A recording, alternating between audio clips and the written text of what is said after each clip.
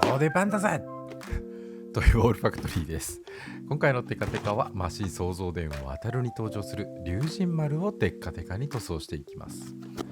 いやー面白いですね。マシン創造伝を渡る元祖であるマシン英雄伝渡るはおじさんの田舎では放送がなかったので、リアルタイムで渡るが見られることに謎の考えを覚えながら毎週楽しく見ています。アニメは見れなかったけど、龍神丸のデザインに惹かれてプランクションを楽しんでいた身としては、新デザインの龍神丸がどんなものなのかとても気になります。それでは早速作っていきましょう。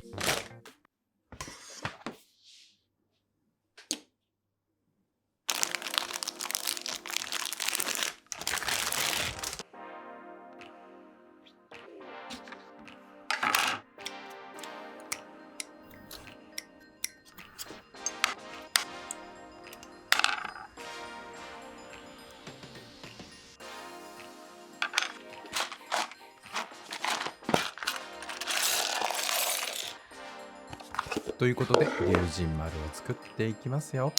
めちゃめちゃパーツがカラフルですね。この龍神丸のキットはパーツを手で取り外せるようになっていますが、僕は塗装して遊びたいのでパーツを取り外した後が綺麗になるようにニッパーを使って切り取りましたよ。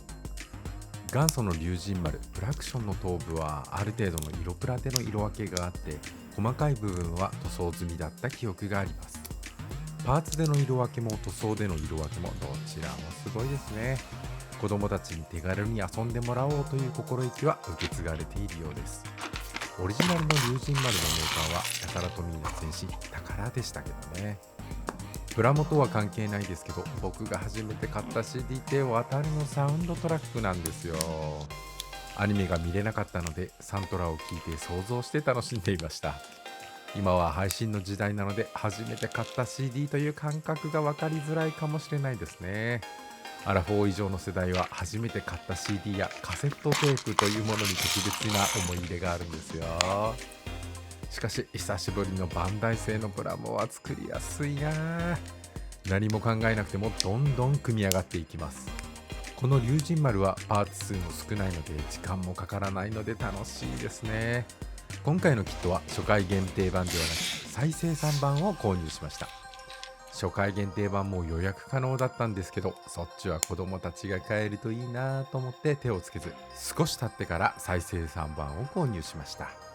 ご新規さんが購入できればその後沼に引きずり込むのは簡単ですからね。というところで全てのパーツが組み上がりました。並べて組み立てていきましょう。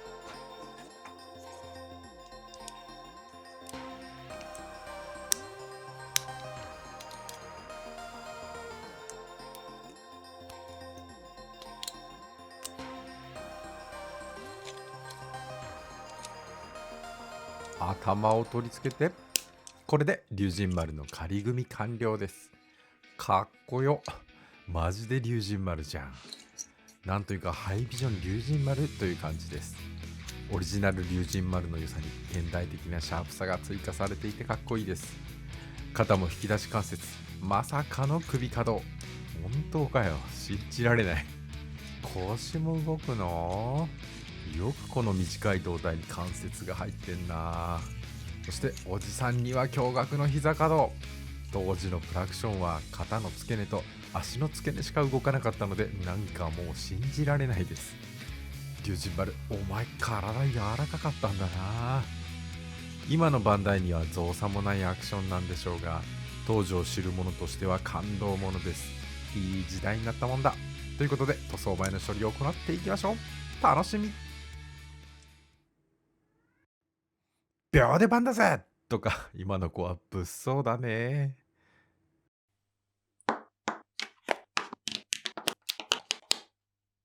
とんがりパーツのシャープ化を行っていきますよ。この龍神丸のキットには角などの先っちょに安全のために出っ張りがついています。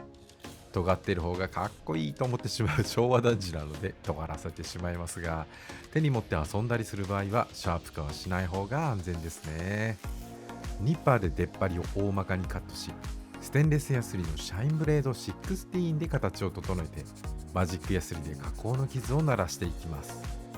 この動画は何でもかんでもテッカテカに塗装する変態おじさんの記録なので、こういうめんどくさい作業を機器としてやっておりますよ。ちゃんとヤスリ掛けすると塗装した時に綺麗に塗れるんですよ。その他の部分もいろいろシャープ化、ほんのちょっとのことなんですけど、こういう処理を気になるところだけでもやっておくと完成した時にかっこよく見えるんですよね。そしてこちらはプラモに夢中になってるおじさんの頭、だいぶ薄くなってきました。遺伝子の力には勝てませんね。何をやってるかというと、後はめ加工ですね。薄刃ニッパーでひどい扱いです。良い子は真似しないでね。ダボを切り替えて後から顎のパーツを差し込めるようにしました。そしてパーツの合わせ目を流し込み接着剤を使って消していきます。パーツの合わせ目に流し込み接着剤を流し込んで圧着。他の作業をしている間にほったらかして乾かして、新登場の工具アルゴファイルのマジスクを使って合わせ目を消していきます。合わせ目消しにはアートナイフや調光スクレーパーなどを使っていますが、こちらもいいですね。ジルコニアブレードなのでしなったりせずビビらないのがいいですね。人間の皮膚は切れにくいようになっていて安全なのもいいです。工具のレギュラーエリソーです。ヤスリ掛けもやってパーツの表面処理終了。そして塗装前の大事な処理、パーツの洗浄を行います。パーツ洗浄の工程は久しぶりですね。トイボールファクトリーの最新の洗浄テクニックをお送りします。今一押しの洗剤はキュキュッとクリア泡スプレーです。いろいろ洗剤を試してきましたが、今のところ彼が一番トラブルが少ないですかね。パーツを水から上げて泡スプレーを吹きかけます。まんべんなく吹きかけて30秒ほど待ちます。30秒経ったら水に入れてすすいでいきます。キュッとクリア泡スプレーの洗浄成分は結構強力なようなので、手袋をして作業するのをおすすめしますよ。そしてパーツを一つずつ柔らかめの歯ブラシでゴシゴシ洗います。超音波洗浄機も持っているんですが、汚れが全然落ちないんですよね。手洗い最強です。筋彫り等のモールドに削りカスが溜まっていたりするので丁寧に取り除きます。手油なんかも洗剤でちゃんと落ちてくれるのでいいですよ。地味な作業なんですが、ちゃんとやっておくと後が楽なのでコツコツやっていきます。一通り洗い終わったら泡が出なくなるまで流水で洗ってエアブラシで水分を飛ばしてパーツを乾燥させて塗装準備完了となりま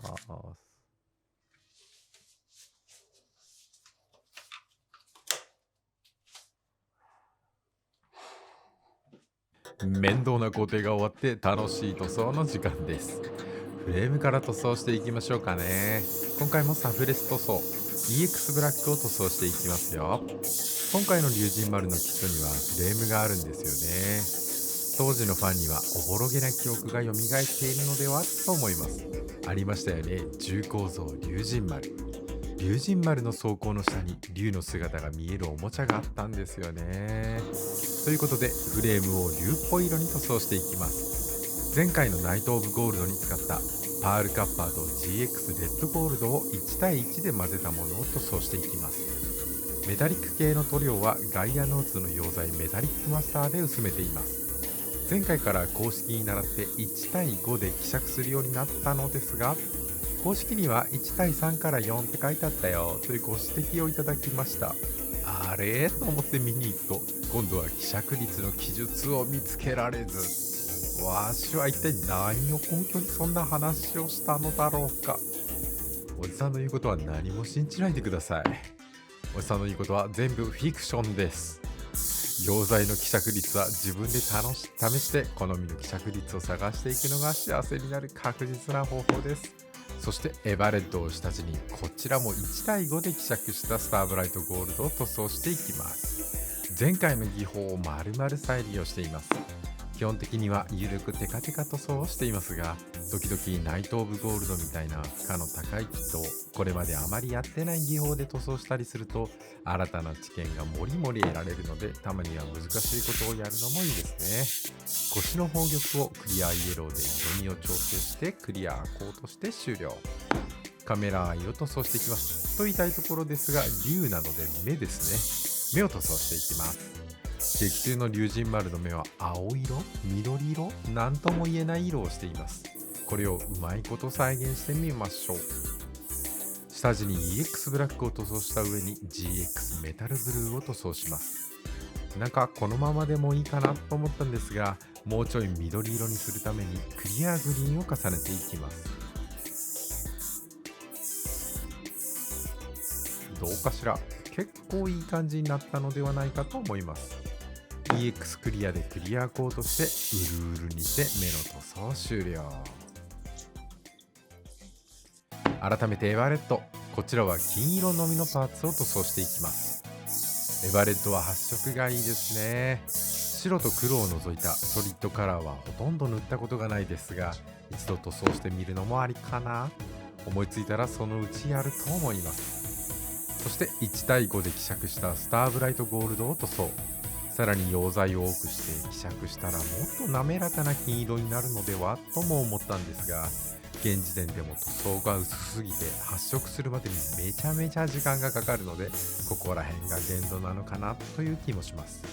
見事なキンキラ感で僕はこれで十分かな。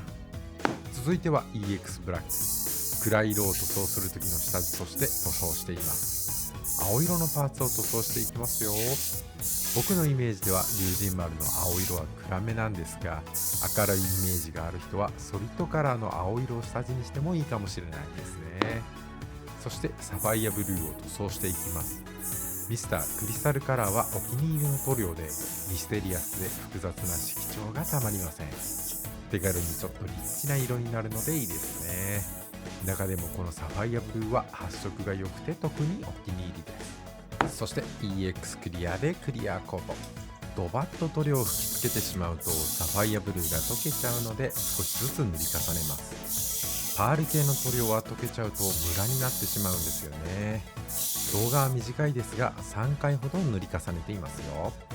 続いてはみんな大好きキャンディーレッド。赤いパーツに赤色を塗装するのは頭おかしい人に見える。いやいや大事なんですよ。頭おかしいのは否定しないですけど、表面処理の時にできた細かい傷を消すのが目的なのでこれでいいのです。再びのスターブライトゴールド。めでたい感じのキャンディーレッドには金色系を下地にするのがいいですね。キャンディー塗装というのはシルバーなどのメタリック系の塗装を下地にして、その上にクリアレッドやクリアブルーなどの透ける色の塗料を塗装して光の屈折を複雑にすることで深みのある色合いを出す塗装技法です。食べられないので気をつけてね。画面に出ているようにクリアレッドを少しずつ重ねていくと何とも言えない色合いになっていくんですね。あまり重ねすぎると暗くなってしまうので塩梅が難しいです。一度に塗料を吹きつけすぎて垂れたり、色の濃さがまちまちになって色ムラという状態になってしまったり、塗装を重ねるうちにホコリを噛んでしまったり、失敗すると最初からやり直しなんてことも多く、ド M 感の強い技法と言われていますね。慣れてしまえばそんな難しくないんですけどね。でも YouTuber がやるにはめんどくさすぎると思います。僕の動画の更新頻度の低さを見たらわかるでしょう。そして白いパーツを塗装しています。キャンディー塗装難しいと言っていましたが、こちらのシルバー下地の白塗装の方が何倍も難しいです。 EX ホワイトで下地のメタリック感を出しながら白にも見えるというわけわかんない塗装、やってる人ほとんど見たことないですね。めちゃめちゃ色ムラになりやすいし効果が分かりにくい気がします。現実の金属に白色を塗るとどうなるんだろうというところからやっている塗装なんですが、原理的にはキャンディー塗装と一緒ですよね。下地のシルバーがほんのり反射することで複雑な色合いになっています。さらにアメジストパープルを表面に塗装し、マシンのミステリアスな感じを表現。こちらも分かりにくいんですが、うっすらと紫色に反射するのがたまらないのです。パール系の塗装には EX クリアがよく似合う。パール系塗装は塗装したままでは若干の艶消しになりますが、クリアコートすることでその力を発揮します。次はコンパウンドで磨いていきますよ。コンパウンドで磨くの難しいと敬遠している人もいるようなんですが、このフィニッシュコンパウンドでは軽く撫でるくらいで十分滑らかな塗膜になるのでおすすめですよ。コンパウンドを表面につけてこれを拭い取っていくという感じで十分です。コンパウンドの塗料が細かくなってどんどん見えなくなっていくのでそれで終了です。あとは水洗いしてあげればテカテカになります。続いては部分塗装をやっていきます。水性塗料の下出るカラースピリットストーンレッドを塗装していきます。龍神丸の型にある龍の衣装の目に塗装しちゃいます。設定では塗装されていませんが、僕の好みでは目が入っていた方が生き生きして好きなので塗装しちゃいます。プラモの塗装は自分のためにやっているので好き勝手できるので楽しいですね。スピリットストーンレッドは赤い宝石を再現するための塗料なので、こういう用途にぴったり。下出るからはそれぞれの塗料に用途が提案されているので、どう使うか考えるきっかけになるのでいいですね。余分な部分を拭き取って塗装完了です。生きてる感じがしませんか？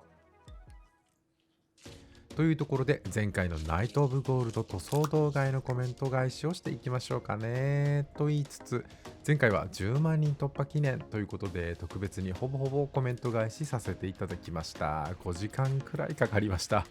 いつもありがとうございます。コメントはしないけど温かく見守ってくださっている方々にも感謝。動画を共有とかしたりしてもいいのよ。実はナイト・オブ・ゴールドの動画にはちょっとした仕掛けをしていました。完全に自己満足の個人的趣味なんですが、動画の最後の方に x ジャパンのアートオブライフという曲に触れました。実はこれ31分もある壮大な曲なんですね。この曲と動画の長さを合わせて作っていました。10万人いれば気づく人がいるかもなぁと思っていましたが、実際に気づいた人がいて驚きました。そういう仕掛けをしていると一言も言っていないのに、気づいてしまう人がいることに本当にびっくりです。世の中の広さに感動しました。広告が途中で流れたりするとずれちゃうので難しいんですが、 YouTube プレミアムに入っている人ならできるかな。当時僕が漫画を読みながら盛り上がる部分と読了のタイミングを曲に合わせながら読んでいたことにセルフリスペクトという感じでやった遊びです。他の動画にはこういう仕掛けはないので探さなくても大丈夫ですよ。探して動画を無限に見てくれてもいいんですけどね。31分って曲としてはすごく長いんですが、ナイト・オブ・ゴールドを塗装するという題材を動画にするにはあまりにも短すぎてまとめるのがめちゃめちゃ大変でした。まあどの動画もそうなんですけどね。20分とか30分とかパーツを磨いてたらすぐ過ぎちゃいますもんね。動画作りの話で言うと、今回の動画は初めてプラモデルを作る人もいるかなと期待を込めて、いつもより工程を丁寧に解説しています。時々やる技法おさらい動画ですね。僕の動画を見てプラモデルを作り始めましたという方もたくさんいたので、時々こういう動画も作っていきたいです。初心者向け動画的なものにするにはテカテカ動画はハードルが高すぎるので向いてないと思いますが、基本的にはおじさんの美貌録だと思っていただければ。あとは僕の健康を気遣ってくれるコメントがすごく多かったです。ありがとうございます。おかげさまでちょっと痩せましたよ。ますます長生きしないとですね。デカールを貼っていきますよ。明日のデカールを使うのは久しぶりですね。デカールのニス部分を剥がせる特別なデカールです。デカールの段差がほとんど気にならなくなるので愛用しています。水をたっぷり含ませたスポンジの上にデカールを置くことで台紙に必要なだけの水分を与えて、いつでもデカールを貼れる状態にしています。水を含ませた綿棒で位置を微調整。水転写デカールは難しそうに見えますが、シールより位置の微調整が簡単なのでおすすめです。綺麗に貼れました。デカールを貼ってから1日乾燥させたので、ニス部分を剥がしていきますよ。親指にマスキングテープを逆に巻きつけて準備完了。ニス部分をピンセットで引っ掛けて剥がしていきます。この時ピンセットでパーツに傷がついちゃう人がいるようです。ピンセットにバリが残っていたり、滑り止めがついていたりするとそうなっちゃうのかも。腕の問題というよりは道具が合っていない可能性があります。手持ちの道具を改良したり、別の道具を探してみたりするのも一つの手です。ということで、全てのパーツが整いました。並べて組み立てていきます。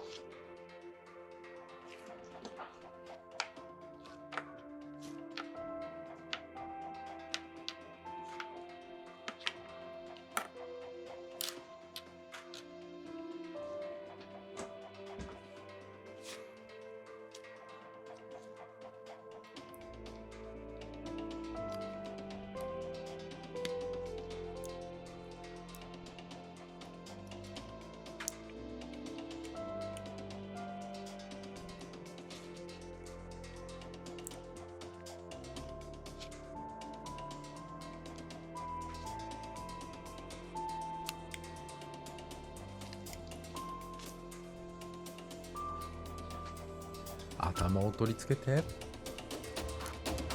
これでマシン創造伝渡るの新しい龍神丸の完成です。かっこいい。